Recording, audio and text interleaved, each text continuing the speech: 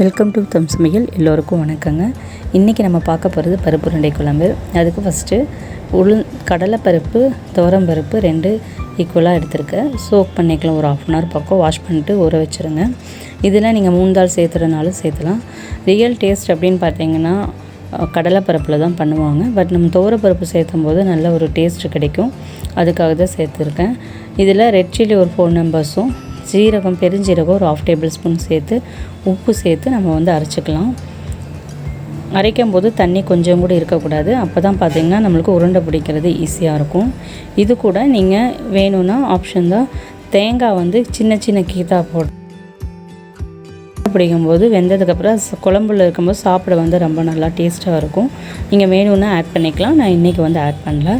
இப்போது நம்ம மிக்ஸி ஜாரில் வரமிளகாய், பெருஞ்சீரகம், சால்ட்டு, இந்த பருப்பு இது எல்லாத்தையும் சேர்த்து கோரஸாக அரைக்க போகிறோம். அதை பார்த்திங்கன்னா தண்ணி கொஞ்சம் கூட இருக்கக்கூடாது. ரொம்ப நைஸாச்சு அப்படின்னா உருண்டை பிடிக்க முடியாது. அதே டைம் பார்த்திங்கன்னா ரொம்ப குறகரப்பு இருக்கக்கூடாது. நான் காமிக்கிற அளவு அரைச்சிக்கலாம். தண்ணி இல்லாமல் இருந்திங்கன்னா தான் உருண்டை நிற்கும் உங்களுக்கு.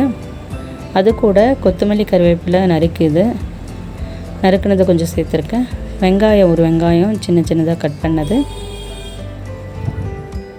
இது எல்லாத்தையும் தேர்ந்து நல்லா மிக்ஸ் பண்ணிவிட்டு சின்ன சின்ன பாலாக நம்ம உருண்டை பிடிச்சி வச்சுக்குவோம். அப்போ தான் பார்த்திங்கன்னா வெந்ததுக்கப்புறம் கொஞ்சம் பெருசாகும். உங்களுக்கு எந்த மாதிரி உருண்டை வேணுமோ அதுக்கு தகுந்த மாதிரி நீங்கள் ஷேப் பண்ணிக்கலாம். நல்லா மிக்ஸ் பண்ணி விட்டுட்டு பிடிங்க.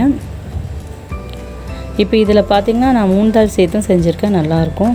நீங்கள் ஊற வைக்கும் போதே கடலைப்பருப்பு ஒரு பங்கு எடுக்கிறீங்க அப்படின்னா துவரம்பருப்பு ஒரு 1/2 பங்கு, பாசிப்பருப்பு பார்த்திங்கன்னா ஒரு 1/4 பங்கு இப்படி போட்டு வச்சு பண்ணாலும் ரொம்ப நல்லாயிருக்கும்.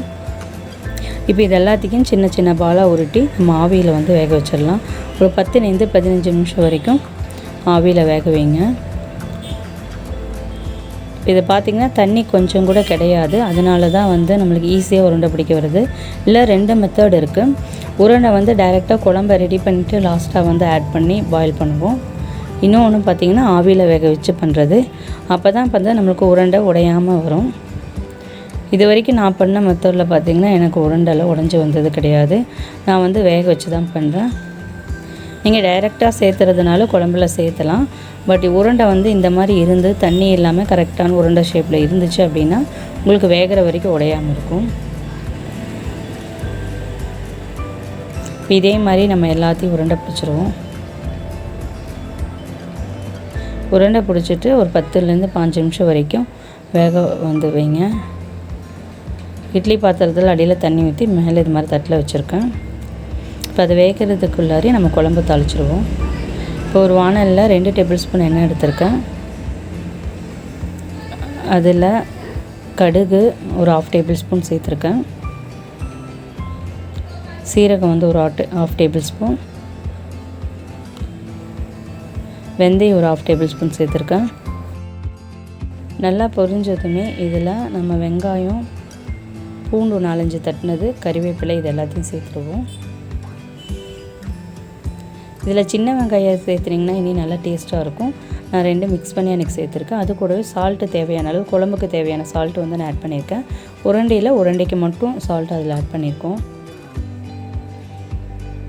இது நல்லா வதங்கினதுமே உருண்டை ஒரு சின்ன பால் சைஸ் எடுத்து வச்சுருக்கேன். இது எதுக்குன்னா நம்ம குழம்புல கிரேவிக்கு ஆட் பண்ணுறதுக்கு. அதே மாதிரி ஒரு பெரிய லெமன் சைஸ் புளி ஊற வச்சுருக்கேன்.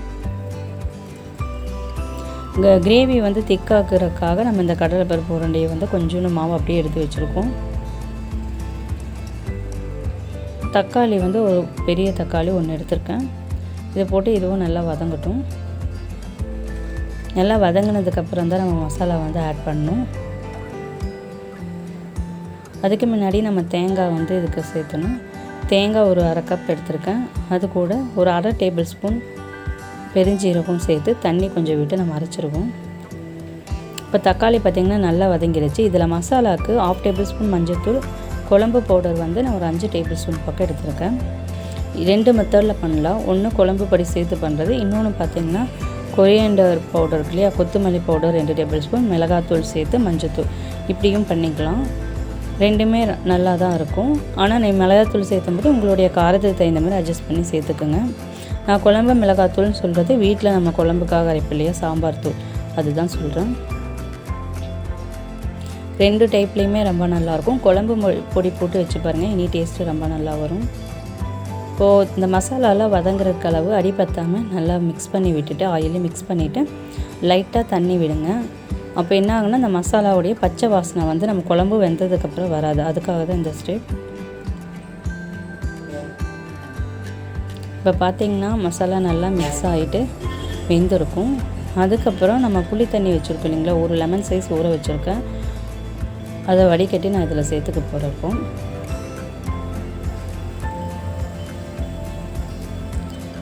புளி தண்ணி ஊற்றுனதுக்கப்புறம் பார்த்திங்கன்னா அதில் தேவையான அளவு நம்ம தண்ணியை மிக்ஸ் பண்ணிவிட்டு நல்லா கொதிக்க விடணும், பச்சை வாசனை போகிற அளவுக்கு. இதில் இன்னொன்று கவனிக்க வேண்டிய விஷயம் அப்படின்னா, இந்த குழம்பு வந்து திக்னஸ் ரொம்ப கெட்டியாகவும் இருக்கக்கூடாது, ரொம்ப லிக்விடாகவும் இருக்கக்கூடாது. ஓரளவுக்கு லிக்விடாக இருந்துச்சு அப்படின்னா நம்ம உருண்டை போட்டதுக்கப்புறம் குழம்பு வெந்ததுக்கப்புறம் திக்காகும். அப்போ தான் நம்மளுக்கு லாஸ்ட் வரைக்கும் பார்த்திங்களா அந்த கன்சிஸ்டன்சி வந்து மெயின்டைன் ஆகும். இப்போ நான் புளி தண்ணி ஊற்றிட்டு அதுக்கப்புறம் தண்ணியை ஆட் பண்ணியிருக்கேன். இப்போ தண்ணி ஊற்றுனதுக்கப்புறம் பார்த்திங்கன்னா நல்லா பாயில் பண்ண விடுங்க, பச்சை வாசனை போகிற அளவுக்கு நல்லா கொதிக்கணும். கொதிச்சதுக்கப்புறம் நம்ம எடுத்து வச்சுருக்கலையே உருண்டை ஒரு சின்ன பீஸ், அது வந்து நான் இதில் ஆட் பண்ணியிருக்கேன். அதை நல்லா மிக்ஸ் பண்ணி விடுங்க. மிக்ஸ் பண்ணி விட்டதுக்கப்புறம் நல்லா வேகட்டும், ஒரு 10லேருந்து 15 நிமிஷம் வேகட்டும். அதுக்கப்புறம் பார்த்திங்கன்னா நம்ம தேங்காய் பேஸ்ட்டு பெருஞ்சீரகம் ஆட் பண்ணி இல்லைங்களா, அதை அரைச்சது வந்து நம்ம இதில் சேர்த்துக்க போகிறோம். சேர்த்துட்டு நல்லா மிக்ஸ் பண்ணி விட்டுட்டு கொதிக்கணும் குழம்பு. இந்த புளி தண்ணியுடைய பச்சை வாசம் இதெல்லாம் போயிட்டு ஒரு 10 நிமிஷம் 5 நிமிஷம் கொதிச்சா போதும். அதுக்கப்புறம் நம்ம உருண்டை வந்து ஆட் பண்ணணும். இப்போ நீங்கள் உருண்டை ஆட் பண்ணும்போது தேங்காய் ஊற்றுனதுக்கப்புறம் நம்ம உருண்டை டைரெக்டாக ஆட் பண்ணும்போது நம்ம ஆட் பண்ணுவோம். இப்போ நான் வந்து உருண்டை வந்து வேக வச்சுருக்கிறதுனால எனக்கு டைம் வந்து கொஞ்சம் கம்மியாகும். இன்னொன்று உருண்டை வந்து உடையிறதுக்கான சான்ஸும் கிடையாது. இதுதான் ஆத்தென்டிக்காக இந்த மாதிரி தான் பண்ணுவாங்க. குழம்பு பார்த்திங்கன்னா ரொம்ப டேஸ்ட்டாகவும் இருக்கும். நீங்கள் டைரெக்டாக ஆட் பண்ணிக்கலாம், அந்த மாதிரியும் பண்ணலாம். இப்போ பார்த்திங்கன்னா உருண்டை வந்து நல்லா வெந்துருச்சு. இது இப்படியே நீங்கள் ஸ்நாக்காகவும் கூட பசங்களுக்கு கொடுக்கலாம், ரொம்ப நல்லாயிருக்கும். இப்போ பார்த்திங்கன்னா இந்த உருண்டை ஒன்றும் நான் குழம்புல ஆட் பண்ண போகிறேன். சூடு ஆறுனதுக்கப்புறம் தட்டிலேருந்து எடுங்க, இல்லைன்னா தட்டில் ஒட்டிட்டு உடைய சான்ஸ் இருக்குது. இப்போ நான் உருண்டை ஒவ்வொன்றா குழம்புல ஆட் பண்ணதுக்கப்புறம் மூடி வச்சு ஒரு 10லேருந்து 15 நிமிஷம் விட போகிறேன்.